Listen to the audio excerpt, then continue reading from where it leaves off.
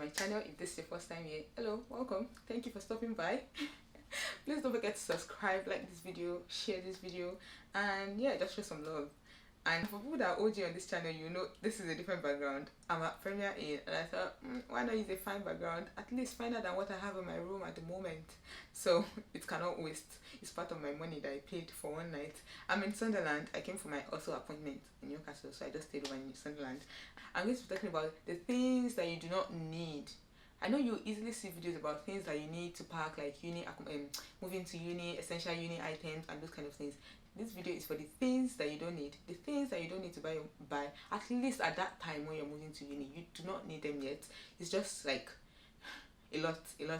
Anyways, for first timers on my channel, I'm moving into my second year of uni. So last year I made a video about like what was the title of that video? Essential uni item or something like that. If you're interested, go watch that. I'll still say it's a good video because in that video, in my uni series, moving to uni series, I mentioned like I've been watching a lot of hauls and people buy things like they're moving into outer space.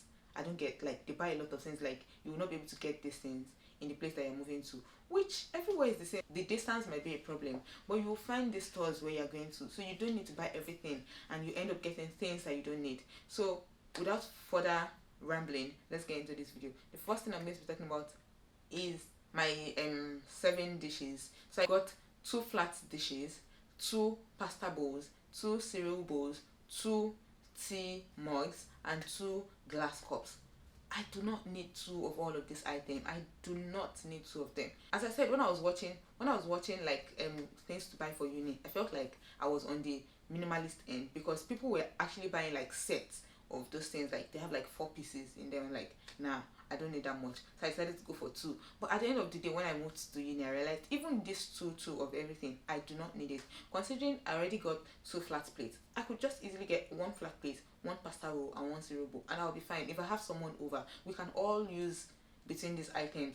You don't have to start serving. This is not fine dining. For me, if I was to make that decision again, I'll just stick to the 2 pasta bowl, 2 cereal bowl, and maybe just 1 cereal bowl self, and 1 tea mug, because I'm someone that don't drink tea a lot. And I got this, my tea mugs were really small. I wish I just got a big one and just 1. And for the glass cup, well, 2 was fine. I didn't break any of it, so I'm still fine. There were people that got 6 of them. Like, fam, like when you need more, you can always buy it. That's what people keep forgetting about. Like, if you get to school and you feel, oh, you later need these things, you can always buy it there. Like, it's not that difficult to get these things wherever your school is. But that's on that. Moving on, still on kitchen item, my cooking pot. When I was buying my cooking pots, the thought I had behind it was that it's just me.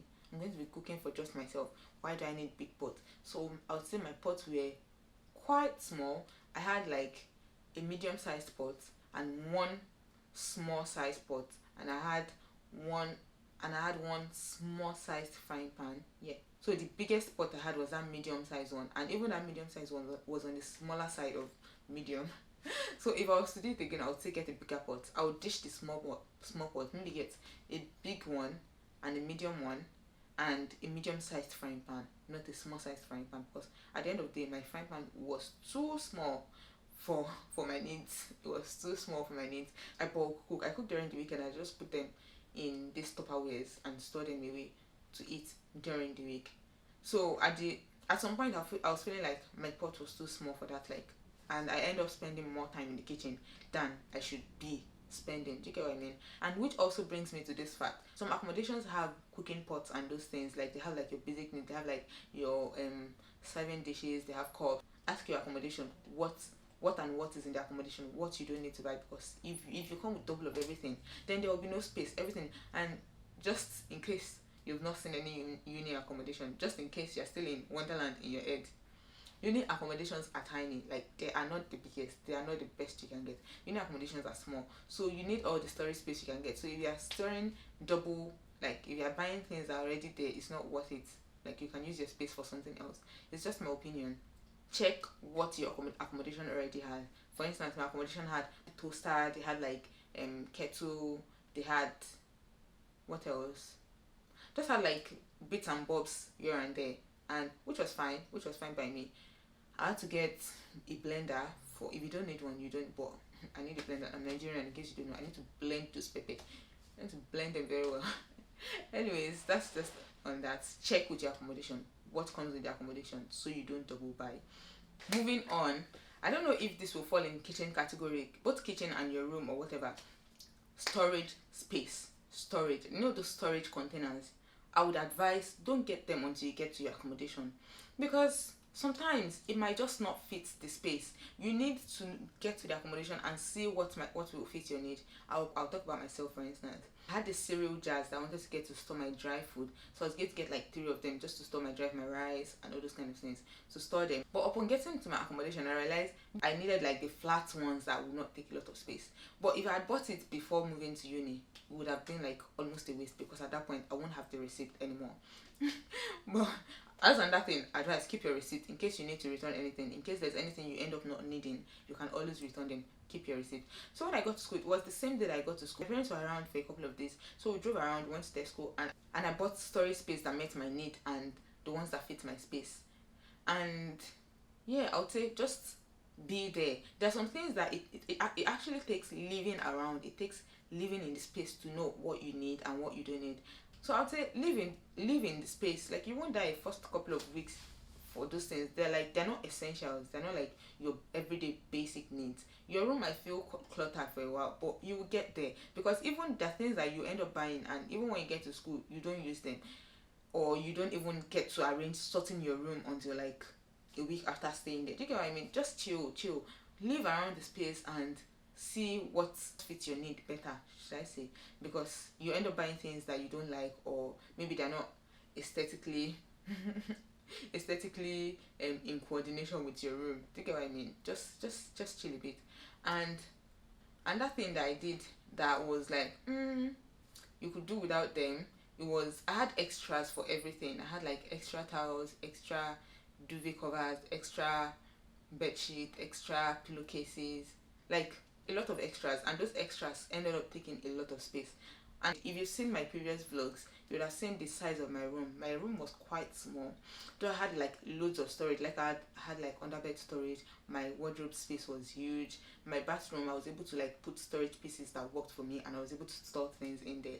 But overall, my room is quite small, so everything ended up feeling like choked, if you know what I mean. But I had like loads of extra, and they took a lot of space.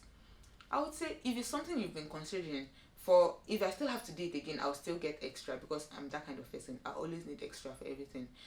But if it's something you've been thinking about, maybe if you've been considering the cost, or you've been considering your space, you can do without the extras. Trust me, you can do without the extras. You wash, dry, and put them back on. It is doable. Like if I was in I can't say the kind of person that I am, I can't say I will do without them. But if you're someone that you've been considering it and it's going to be fine by you, you can do without the extra. I'll just say, yeah, you don't have to get extra duvet cover, extra bed sheet, extra towels. I had like 2 extra towels, which were not necessary. Another thing that I would say is, people always say to make your uni accommodation feel like home.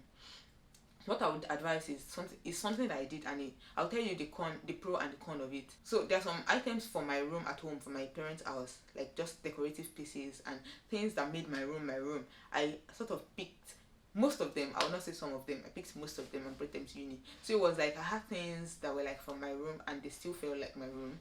But the con of it was, when I went home on holiday, my room felt bare, felt empty, because I'd already picked out most of these pieces, most of these decorative items. It just felt like I was just there to sleep and wake up.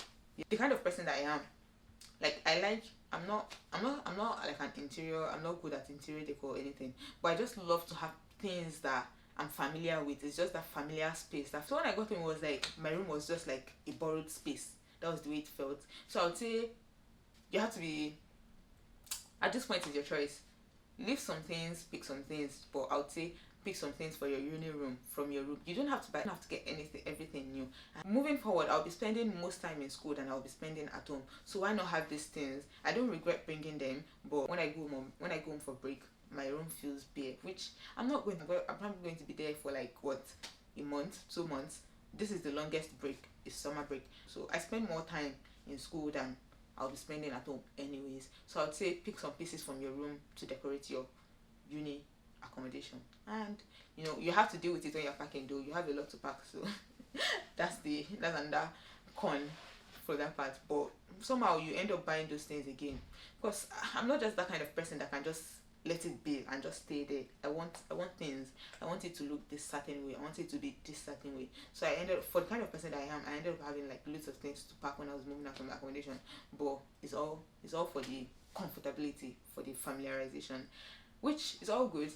Another thing I'm going to mention is, I think I should have made this the first point, is save as much as you can. Trust me, the coins are racking up. You will spend some money. Well, you might get a maintenance loan and you might not. But how much is maintenance loan? You're paying rent. Remember, you're paying rent. You have to buy food weekly. So it's almost like by the time you finish paying rent, your maintenance loan is gone. So you need some extra savings. I would say work as much as you can during this break, during this summer break while you're at home. Work as much as you can. When school starts, you can work, but definitely you cannot work as much as when you're at home, when you had nothing to worry about, when you had no school work to worry about. Because when you start school now, you start to think about coursework. So you have limited days that you can work, and you need all the money now. If you've saved enough, you will not be under the pressure of, oh, you have to work this certain hour to get by or something like that, even at the expense of your schoolwork, which I don't think is worth it. So I would say save enough so that you can face your schoolwork, so you can face your studies. Yes, save enough so you can face your studies. For me, I didn't work. I chose not to work first year. It was a decision, not because I didn't have the time, or even before I knew what my calendar was going to be like, before I even resumed school, I already made up my mind that I was not going to work, and that was my personal choice. It was a decision that I made for myself.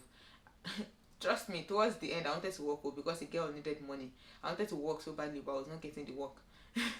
But that was like the last month, I think. Yeah, the last month I spent in school. So because I've been at home for like 2 years just working, and I'm a planner. In case you don't know, I plan. Maybe not to the T, but I plan a lot. So I already had an idea of how much it was going to cost to get by every week, and estimate. I was saying before my camera rudely interrupted me, asking my battery, so I might not remember what I was saying. But the point is, save as much as you can, work as much as you can while you still can. Trust me, the money racks up. You spend a lot. For some people, it's their first attempt at living an independent life, and they're becoming adults. Some people, they're still semi-adults. But you need the money. You start buying things. Compared to when you're at home, your parents can always do things for you if you have that privilege. But you're not living in school. You have to think about that. Except you're still staying at home. Well, I don't think I would be that person. I don't think I would want to do it. Like, their uni is in there. Like, they can easily go to uni from home. It's nice. You don't have to worry about so much bills. But if I had the chance, I don't think I would do it, because I don't know. It's not comfortable. I won't be serious. I prefer staying away from home, even if my uni is close to my house. And yeah, that would be my end point. Save as much as you can. Like, even outside of uni, you always need money. You always need to save and plan. Yes, save and plan. If you need to get a budget thingy, like a budgeting app, or do whatever you will need to get. If you need to get a spreadsheet, that's what it's called, a spreadsheet where you can input your cost, so you know how much you would actually be spending every month. Because I had to do that. I had to know how much I spent on food, how much it was going to take to live by every month or every week. So yeah, that's it. That's my advice for you, and congratulations on getting into uni. It's going to be fun. If you're not it's going to be fun if you're not someone like me that prefers to spend most day indoors. I still liked it. That's just who I am. I'm happy being indoors. And yeah, I'll see you guys in my next video. Don't forget to hit the subscribe button. Comment down below if there's anything you would like me to advise on. If you're struggling with anything, comment down below, and I'm that big sister. I'll give you advice. You get what I mean? Comment down below and I'll put you through things. And yeah, I'll see you in my next video. Bye.